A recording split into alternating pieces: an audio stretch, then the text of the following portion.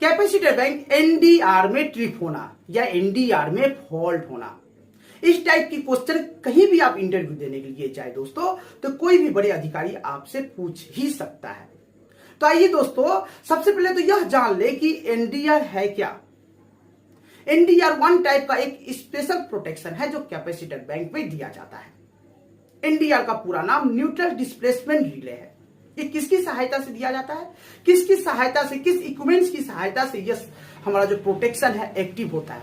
जी हाँ दोस्तों, capacitor bank में एक आरवीटी ट्रांसफार्मर लगाकर रखते हैं जिसका पूरा नाम रेजिडुअल वोल्टेज ट्रांसफार्मर है। क्या है? रेजिडुअल वोल्टेज ट्रांसफार्मर है। अब एनडीआर आता क्यों है, किस लिए आता है कैपेसिटर बैंक में? ऐसे तो हमारा नॉर्मल प्रोटेक्शन एक्टिव रहता है, नॉर्मल प्रोटेक्शन जैसे अर्थफोल्ड का प्रोटेक्शन। हमारे कैपेसिटर बैंक में जितने भी लगे हुए इक्विपमेंट्स हैं जैसे रिएक्टर हो गया, कैपेसिटर हो गया, केबल हो गया, पैनल हो गया, सीटी हो गया, पीटी हो गया, ये कोई भी इक्विपमेंट्स यदि फेलियर होता है इस कंडीशन में तो अर्थफोल्ड आता ही आता है। बट इसके अलावा एक स्पेशल प्रोटेक्शन जो मैंने कहा एनडीआर, ये भी लगा हुआ रहता है। एनडीआर नॉर्मली दोस्तों आमतौर पर आता है हमारे कैपेसिटर का शॉर्ट हो जाने की वजह से। कैपेसिटर शॉर्ट होने की वजह से कैपेसिटर की जो रेटेड वैल्यू है, जो वैल्यू मैंने कैपेसिटर की लगा रखी है, ये वैल्यू यदि कम हो जाती है, कहने का मतलब कमजोर हो जाती है, उस कंडीशन में भी एनडीआर आता है। अब आता कैसे है, कैसे आता है, कैसे हमारे सर्किट तक पहुंचता है और हमारे प्रोटेक्शन मीटर को एक्टिव करता है जिससे हमारा ब्रेकर ट्रिप हो जाता है, बंद हो जाता है। कैसे आता है, चलिए इस बात को समझते हैं। हमारा जो कैपेसिटर का कनेक्शन मैंने आपको एक वीडियो बनाया हूं, वहां पर जाकर देख लीजिएगा दोस्तों।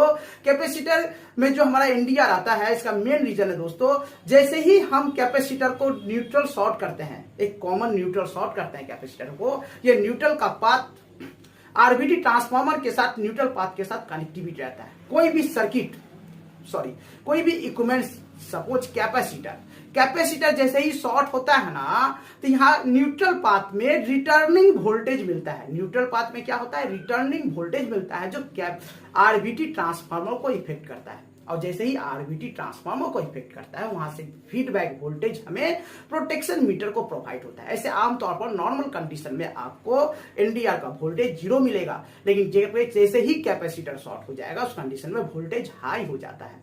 नॉर्मली आमतौर पर हम एनडीआर को 5 वोल्ट में सेट करते हैं। कितना में सेट करते हैं? 5 वोल्ट में सेट करते हैं।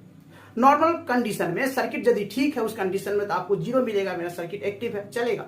जैसे ही कैपेसिटर शॉर्ट हो गया, उसकी वैल्यू कम हो गई, रिटर्निंग पार्ट में वोल्टेज मिल गया, ये वोल्टेज जो 5 मैंने सेटिंग करके रखा हूं उससे ज्यादा हो गया। जैसे ही ज्यादा हुआ इस सर्किट को ब्रेक कर देता है, ट्रिप कर देता है।